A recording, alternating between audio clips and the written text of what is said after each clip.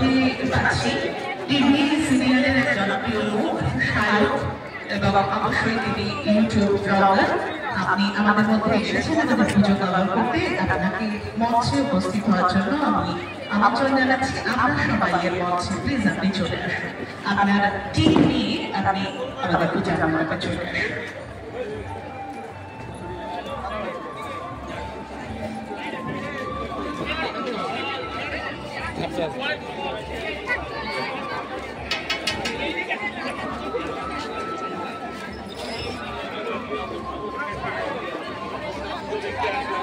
Thank you.